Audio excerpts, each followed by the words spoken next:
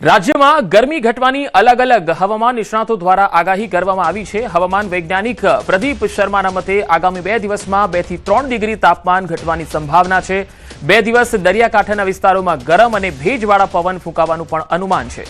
તો હવામાન નિષ્ણાત અંબાલાલ પટેલે આજથી 23 મે દરમિયાન પ્રી મોન્સૂન એક્ટિવિટીનો વરસાદ થવાની શક્યતા વ્યક્ત કરી છે। ખાસ તો સૌરાષ્ટ્ર, દક્ષિણ ગુજરાત અને પૂર્વ ગુજરાતના ભાગોમાં વરસાદની સંભાવના છે। કૃતિકા નક્ષત્રમાં આંધી વંટોળ વધવાની પણ અંબાલાલ પટેલની આગાહી છે। જૂન માસમાં અરબી સમુદ્રમાં લો પ્રેશર સર્જાવાની શક્યતા છે। આગાહીકાર અથોરિયા શેટ્ટીએ સુપર અલ્નિનોની સંભાવનાને નકારી કાઢી અને ભારતમાં દુષ્કાળની કોઈ શક્યતા ન હોવાનું અનુમાન વ્યક્ત કર્યું। અથોરિયા શેટ્ટીએ આ વર્ષે ચોમાસામાં હળવાથી સામાન્ય વરસાદની આગાહી કરી છે। આગાહીકાર રમણીક વામજાએ મહત્વપૂર્ણ ચોમાસા અને માવઠા અંગે આગાહી કરી। રમણીક વામજાએ કહ્યું છે કે આગામી 3 દિવસ દરમિયાન રાજ્યમાં વરસાદની આગાહી છે। ખાસ કરી અમરેલી અને ભાવનગર સહિતના જે સૌરાષ્ટ્રના ભાગો છે તેમાં માવઠાની પ્રબળ શક્યતા છે।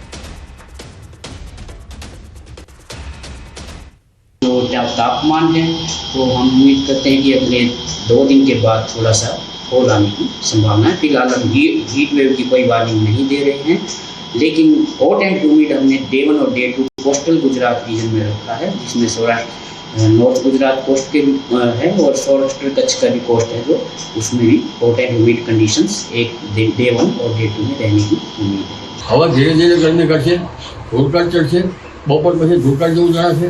કૃતિકા નક્ષત્રમાં આંધી વંટોળનું પ્રમાણ વધશે અને ધીરે ધીરે પ્રી મોન્સૂન એક્ટિવિટીનો વરસાદ પણ થવાની શક્યતા રહેશે। તારીખ 18 થી 23 પ્રી મોન્સૂન એક્ટિવિટીનો વરસાદ કેટલાક ભાગમાં થવાની શક્યતા રહેશે, જેમાં સૌરાષ્ટ્રના દરિયા કિનારાના ભાગો, દક્ષિણ ગુજરાતના ભાગો અને પૂર્વ ગુજરાતના ભાગો અને ગુજરાતના અન્ય ભાગોમાં પ્રી મોન્સૂન એક્ટિવિટીનો વરસાદ બપોર બાદ થવાની શક્યતા રહેશે।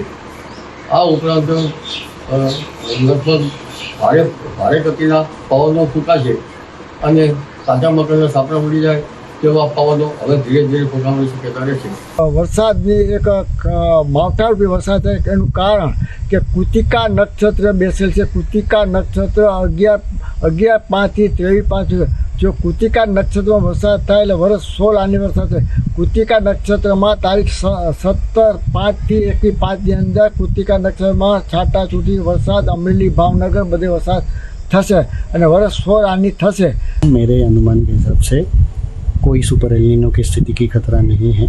सुपर एलिनो यानी जब जो एलिनो की जो आंकड़ा रहता है, यानी जो प्रशांत महासागर में समुद्री आंकड़ा है, उसका जब 2 डिग्री से ऊपर जाता है तब उसे सुपर एलिनो की स्थिति मानी जाती है।